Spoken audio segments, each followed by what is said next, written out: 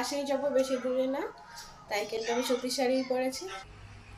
হ্যাঁ ফ্রেন্ড, এবার দেখো আমি সকালে চা বানিয়ে নিয়েছি। এবার চা খাবো। আজকে কিন্তু আমি খাবো লাল চা, মানে লিকার চা। দেখো একদম 1 কাপ চা নিয়ে নিয়েছি, কারণ লাল চা যেহেতু আমার ভীষণ ভালো লাগে। লাল চা যেহেতু একটু বেশি করেই বানিয়েছি, একটু বেশি করেই খাবো, তাই কিন্তু বানিয়েছি। আর এদিকে দেখো মুড়ি নিয়ে নিয়েছি, আর এদিকে মুড়িটা এনেছে, খোলা হয়নি মুড়িটা। এবার খুলে আমি বাটিতে ঢেলে নেব। মুড়ির সঙ্গে লাল চা খাবো সকাল সকাল, ভালো সকাল সকাল কিন্তু লাল চা খাওয়াটাই ভালো, কিন্তু কি করব মনে মানে না, আমাদের দুধ চাটাই ভালো লাগে। যাই হোক, চাটা খাবো এবার আমি। তারপর কিন্তু সারাদিনই তোমাদের সঙ্গে কিছু না কিছু একটু একটু করে শেয়ার করার চেষ্টা করবো। তাহলে চলো আজকে আমি এখান থেকে ব্লগটা স্টার্ট করছি। হ্যাঁ ফ্রেন্ড, দেখো আমি কিন্তু চা খাওয়ার সঙ্গে সঙ্গে কিন্তু রান্নাটাও বসিয়ে দিয়েছি। এই যে ভাতটা বসিয়ে দিয়েছি, আর এবার কিন্তু সবজি বানাবো, তারপর রান্না করব। যে সব রেডি করে নিচ্ছি এখানে। আমি কিন্তু সবসময় কিছুর উপরে রেখে সবজিগুলো কাটি, সবজিগুলো বানাই, না হলে কিন্তু ঘরে নোংরা হয়ে যায়। তাই এটা কিন্তু চালের প্যাকেট। তেলে আমি কিন্তু কালো জিরে আর শুকনো লঙ্কা ফোড়ন দিয়ে দিয়েছি। আলু আর বেগুন কেটে রেখেছিলাম।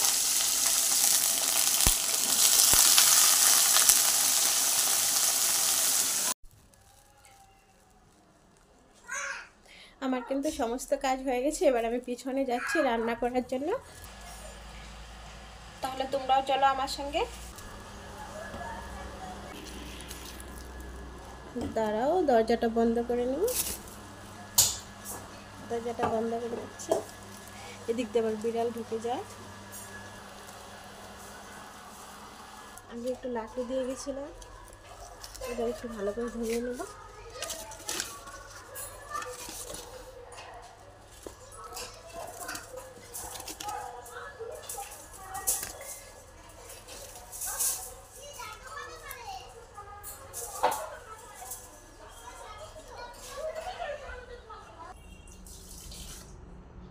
এবার কিন্তু আমার রান্নাবান্না একদম কমপ্লিট, খাওয়া দাওয়া কমপ্লিট। এই যে ডাল, মুসুর ডাল, আর এই যে আমার মাছের ঝোল।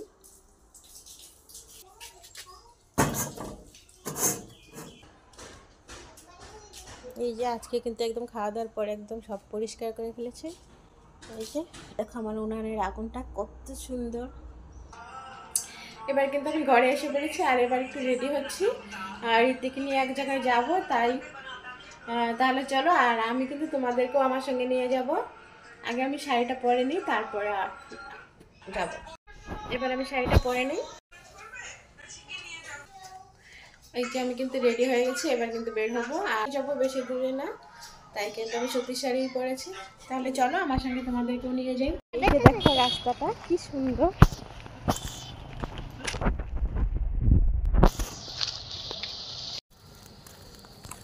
এবার কিন্তু বাড়ি যাচ্ছি। দেখো একদম সন্ধে হয়ে গেছে। এই যে দেখো অন্ধকার।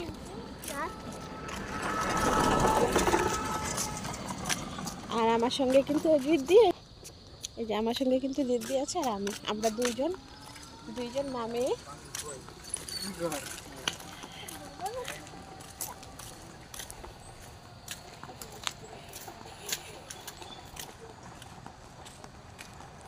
খুব তাড়াতাড়ি করে গিয়েছিলাম, কারণ সন্ধে হয়ে গেছিল, তাই তাড়াতাড়ি গিয়েছিলাম।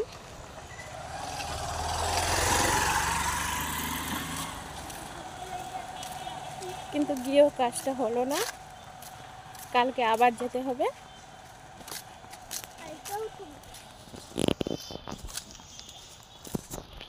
খুব বেশি দূরেও না, আবার হেঁটে 5 মিনিটের মতো সময় লাগে। এর মধ্যে কিন্তু আবার ফোনও চলে এসছে বাড়ি থেকে। আমি কিন্তু বাড়িতে এসে পড়েছি। এবার আমার ব্লগটাকে এখানেই শেষ করবো। আবার দেখা হবে নতুন কোনো ব্লগে। ততক্ষণ তোমরা সুস্থ থেকো, ভালো থেকো, টাটা।